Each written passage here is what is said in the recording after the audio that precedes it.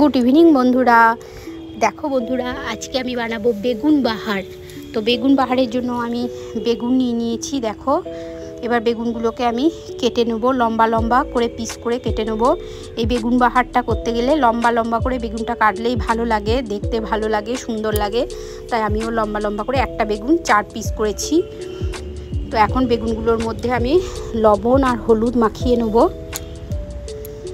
ভালো করে হাত দিয়ে লবণ হলুদটা মাখিয়ে আমি কিছুক্ষণ রেখে দেব। তো এই দেখো, আমার লবণ হলুদ মাখানো হয়ে গেছে। আমি এখানে 3টে বেগুন বাহার করছি বন্ধুরা, তোমাদেরকে একটা দেখালাম। তো আমি কড়াইয়ের মধ্যে এখন তেল বসিয়ে দিয়েছি। এটা সাদা তেল বসিয়েছি, তোমরা চাইলে সর্ষের তেলও দিতে পারো। তো এখন আমি তেলের মধ্যে, তেলটা গরম হয়ে গেছে, বেগুনগুলোকে ছেড়ে দিয়েছি। বেগুনগুলোকে এখন খুব সুন্দর করে উল্টে পাল্টে ভেজে নিই।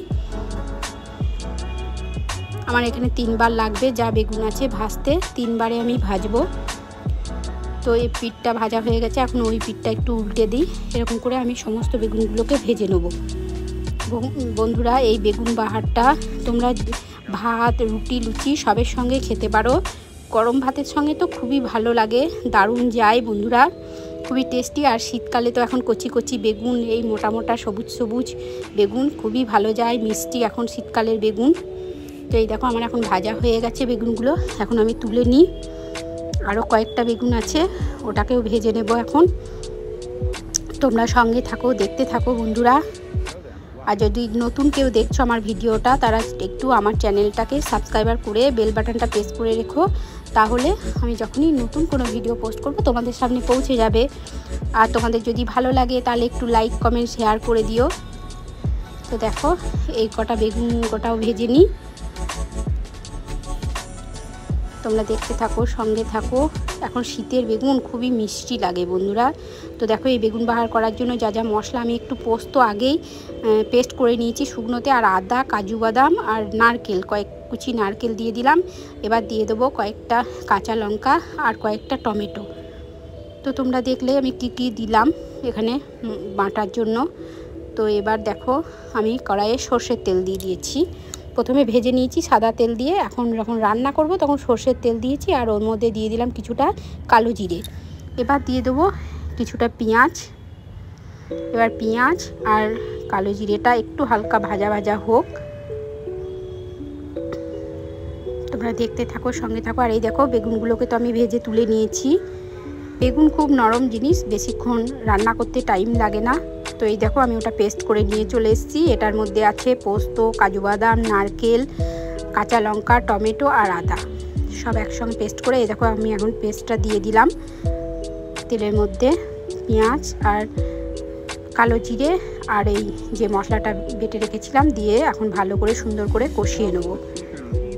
এবার আমি দিয়ে দিলাম কিছুটা জিরে গুঁড়ো, ধনে গুঁড়ো, কাশ্মীরি লঙ্কা গুঁড়ো আর কিছুটা চিনি। চিনিটা একটু দিই আমি সব রান্নাতেই, তাহলে কি বলো তো, রান্নার স্বাদটাই বেড়ে যায়। আমি বেগুন ভাজার সময় একটু লবণ দিয়েছিলাম, বেগুন ভাজাতে লবণ মাখিয়েছিলাম, ওই জন্য এখন পরিমাণ মতো যতটুকু লাগবে অল্প করেই দিলাম লবণটা, কারণ বেগুন ভাজার সময় লবণ দেওয়া আছে। এখন আমি মশলাটা খুব সুন্দর করে কষিয়ে নেবো। এই দেখো, দেখছো মশলার মধ্যে আমার তেল ছাড়তে শুরু করেছে। এই দেখো, তেল ছাড়তে শুরু করেছে। দেখো চারিদিকে, মানে মশলাটা আমার কষানো হয়ে গেছে, এখান থেকে বোঝা যাবে তেল ছাড়লে। এবার আমি এই মশলার মধ্যে দিয়ে দেবো, এখন তো মশলাটা আমার কষানো হয়েই গেছে, এখন আমি দিয়ে দেবো এর মধ্যে কিছুটা পরিমাণ জল। তোমরা দেখতে থাকো, সঙ্গে থাকো। এখন আমি জল অ্যাড করে দিলাম। এবার আমার এই মশলার সঙ্গে জলটা ফুটে উঠবে, তারপর আমি বেগুনগুলো এর মধ্যে দেব। তোমরা দেখতে থাকো, সঙ্গে থাকো, আমি ফিরে আসছি কিছুক্ষণের মধ্যেই। তো এই দেখো, এখন আমার ঝোলটা ফুটে উঠে গেছে। এবার আমি ভাজা বেগুনগুলো এর মধ্যে অ্যাড করে দেব, একটা একটা করে, কারণ এটা ফুটিয়ে নিলাম এই কারণেই, কারণ বেগুনটা খুবই নরম জিনিস, ভাজার সময়ই তো সিদ্ধ হয়ে গেছে। এবার মশলার যে মশলাগুলো বেগুনের মধ্যে ঢুকবে, এই জন্যই এবার বেগুনগুলো দিয়ে কিছুক্ষণ, খুব বেশিক্ষণ হবে না বন্ধুরা, 1 ফুট ফুটলেই আমি নামিয়ে দেবো।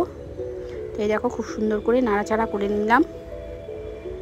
এবার আমি একটুখানি পরেই ফিরে আসছি, জাস্ট 1 মিনিট পর। তো এই দেখো এখন আমার একদম বেগুন বাহার রেডি। এখন ওপর থেকে আমি কিছুটা ধনেপাতা ছড়িয়ে দিলাম। এবার আমি একটা পাত্রে তুলে নেব। তো এই দেখো গ্রেভিটা কত সুন্দর হয়েছে দেখছো বন্ধুরা, আর খেতেও খুবই টেস্টি হয়েছিল। তোমরা সবাই বানিয়ে খাবে এই শীতকালে বেগুন বাহার এই রেসিপিটা। দারুণ, যেমন দেখতেও সুন্দর হয়েছে তেমন খেতেও খুবই টেস্টি হয়েছে। তো বন্ধুরা আজকের মতো এইটুকুই, টাটা বাই বাই। সবাই ভালো থেকো, সুস্থ থেকো, আর বেগুন বাহার রেসিপিটা তোমরা বানিয়ে খেও বাড়িতে, আর সবাইকে বানিয়ে খাইও। তো আজকের মতো এইটুকুই, টাটা বাই বাই বন্ধুরা, ভালো থেকো।